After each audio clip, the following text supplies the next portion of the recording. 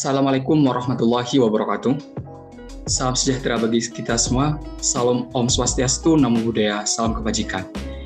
Kami dari kelompok 8 mata kuliah Instrumentasi Besaran Listrik akan mempresentasikan hasil kerja kelompok kami, yaitu tentang pengukuran tahanan metode jembatan Wheatstone, yaitu percobaan P1. Sebelum kita lanjut ke pembahasan yang utama, saya akan memperkenalkan nama-nama kelompok 8 terlebih dahulu. Yang pertama ada Ansal Abinaya dengan NIM 014, Firdaus Bima Firmansyah dengan NIM 036, dan saya sendiri Ahmad Sohib dengan NIM 066. Dalam pembahasan kali ini, yaitu dari tujuan sampai prosedur akan dijelaskan oleh Saudara Bima, analisis data akan dijelaskan oleh Ansal, dan pembahasan sampai penutup akan dijelaskan oleh saya sendiri. Kepada Saudara Bima, saya persilahkan untuk menjelaskan tujuan praktikum sampai prosedur. Baik, terima kasih atas kesempatannya. Jadi, yang pertama saya akan membahas tujuan praktikum. Tujuan praktikum ini yaitu adalah memahami cara pengukuran tahanan dengan menggunakan metode jembatan Wheatstone. Next. Selanjutnya, dasar teori. Jembatan Wheatstone merupakan alat ukur yang ditemukan oleh Samuel Hunter Christie pada tahun 1833 dan mulai dipopulerkan oleh Sir Charles Wheatstone pada tahun 1843. Susunan rangkaian listrik jembatan Wheatstone digunakan untuk mengukur suatu tahanan atau hambatan listrik yang tidak diketahui besarannya. Untuk mengukur hambatan tersebut, pada jembatan Wheatstone terdapat galvanometer yang digunakan untuk menunjukkan apakah sudah mencapai 0 besar arus yang mengalir pada 2 titik di jembatan tersebut. Untuk mencapai kondisi tersebut, rumus perhitungan yang digunakan pada jembatan Wheatstone adalah sebagai berikut, yaitu R1 per R3 sama dengan R2 per Rx. Next. Alat dan bahan yang digunakan pada kegiatan praktikum ini yaitu yang pertama, laptop yang disertai dengan software MATLAB atau Electronic Workbench ataupun Proteus. Yang kedua yaitu sumber tegangan DC, yang ketiga akumeter, dan keempat resistor dan resistor variabel. Next. Selanjutnya saya akan menjelaskan prosedur percobaan. Yang pertama yaitu membuat rangkaian pada seperti gambar di bawah ini.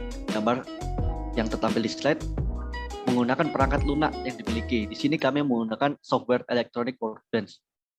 Dengan rincian rangkaian yaitu R1 1 kilo ohm, R2 1 kilo ohm, Rx 100 ohm, dan R3 awal 1 kilo ohm. Next. Yang kedua yaitu meletakkan detektor kesetimbangan di antara titik B dan D. Detektor kesetimbangan berupa voltmeter yang mengukur tegangan antara titik A dan B. Nah, seperti yang kita lihat di sini, kita meletakkan voltmeter di tengah-tengah rangkaian jembatan. Di sini ditunjukkan bahwa dengan Rx 100 ohm dan R3 1 kilo ohm menunjukkan bahwa jembatan ini belum stabil ditandai dengan adanya arus dan tegangan yang mengalir di tengahnya. Next. Ketiga, mencapai kondisi jembatan setimbang dengan cara mengubah nilai R variabel. Nah, pada di sini kita akan mencari kondisi jembatan setimbang dengan mengubah-ubah nilai pada resistor variabel yaitu R3. Yang pertama pada gambar sebelah kiri terlihat bahwa ketika R3-nya 1 kilo ohm dan Rx-nya 500 ohm, itu kondisi jembatan belum setimbang. Kemudian di gambar sebelah kanan ketika R3 1 kilo ohm dan Rx nilainya sama yaitu 1 kilo ohm, tidak ada tegangan yang mengalir di antara keduanya. Hal ini menunjukkan bahwa kondisi jembatan tersebut telah setimbang. Next. Selanjutnya, prosedur yang keempat yaitu menentukan nilai R3 agar kondisi setimbang dan dicatat pada tabel. R3 yang dicari pada praktikum ya ini nilainya besarnya yaitu 300 ohm, 500 ohm, 700 ohm, dan 1000 ohm. Selanjutnya, bagian analisis data saya serahkan kepada Saudara Ansal. Baik, terima kasih atas waktunya yang telah diberikan. Di sini saya ingin menjelaskan tentang analisis data. Yang pertama, kita menghitung harga R3 saat kondisi itu setimbang. Yang kedua, membandingkan nilainya dengan nilai yang terukur pada resistor variabel. Dan yang terakhir yaitu mengetahui kondisi jembatan yang sudah setimbang. Oke, lanjut. Nah, untuk mengetahui nilai R3 itu sendiri, kita harus menghitungnya satu persatu. Yang pertama, kita menghitung menggunakan hambatan Rx 300 ohm. Bisa menggunakan rumus di bawah sebagai berikut, yaitu R3 sama dengan R1 kali Rx per R2. Lalu masukkan nilai yang telah didapatkan dari praktikum, maka didapatkan nilai R3 dengan hambatan Rx 300 ohm sebesar 300 ohm. Selanjutnya yang kedua yaitu menggunakan hambatan Rx 500 ohm.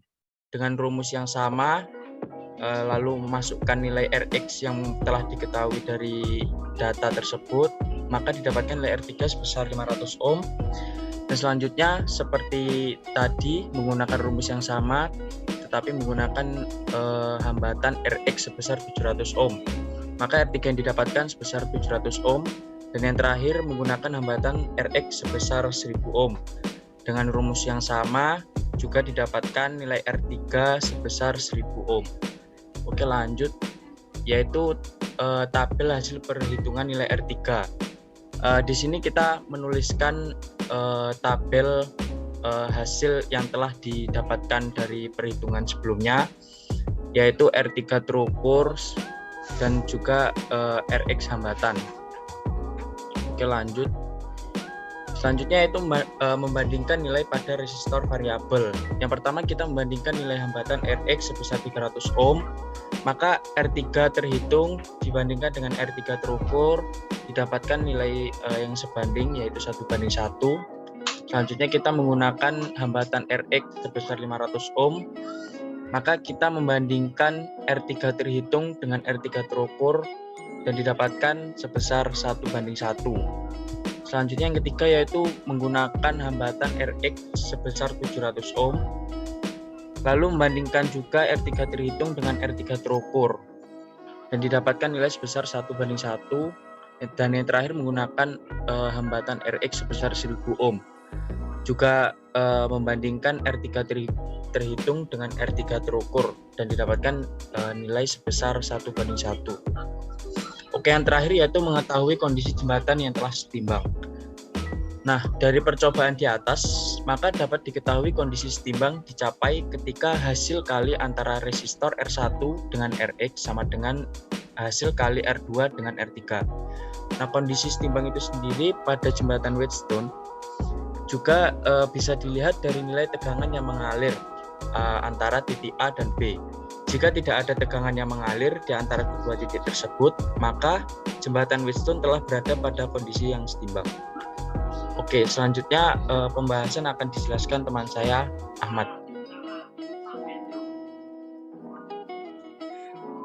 Selanjutnya saya akan menjelaskan tentang pembahasan.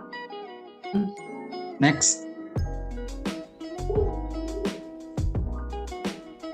Oke, bisa di next. Nah, untuk pembahasan praktikum kali ini, yaitu membahas tentang jembatan Wheatstone, di mana jembatan Wheatstone itu sendiri suatu susunan rangkaian listrik yang digunakan untuk mengukur suatu tahanan yang tidak diketahui besarannya. Sedangkan untuk tujuan dari kegiatan praktikum kali ini, yaitu memahami cara pengukuran tahanan dengan menggunakan metode jembatan Wheatstone. Pada permulaan praktikum, setelah selesai menyusun rangkaian suatu modul, maka langkah selanjutnya adalah mencari kondisi setimbang dari jembatan Wheatstone yang telah dibuat. Kondisi jembatan yang telah seimbang dapat diketahui apabila nilai tegangan yang nampak pada voltmeter adalah bernilai 0. Dengan rumus ini kita dapat mencari beberapa nilai tegangan R3 jika Rx bernilai 300 ohm, 500 ohm, 700 ohm, dan 1000 ohm untuk mencapai kondisi jembatan yang setimbang. Dari rumus tersebut, kondisi kesetimbangan jembatan dapat ditentukan hanya dengan mensubstitusikan nilai R1, R2, dan Rx ke dalam persamaan R3, R1 kali Rx per R2. Next. Nah, untuk kesimpulan dari praktikum kali ini, yang pertama, kondisi setimbang tercapai ketika tegangan yang melewati antara titik A dan B itu sama dengan 0. Sedangkan untuk kesimpulan yang kedua, yaitu apabila kondisi setimbang dapat dicapai ketika hasil kali silang R kali Rx sama dengan R2 kali R3. Next. Nah, cukup sekian presentasi kali ini. Kami menyadari bahwa presentasi ini masih banyak kekurangan dan kelemahannya, baik dalam isi maupun sistematikanya. Hal ini disebabkan oleh keterbatasan pengetahuan dan wawasan kami. Oleh sebab itu, kami sangat mengharap kritik dan saran untuk menyempurnakan presentasi kali ini. Kami berharap semoga presentasi kali ini bisa bermanfaat bagi teman-teman semuanya, dan saya akhiri presentasi kali ini. Wassalamualaikum warahmatullahi wabarakatuh.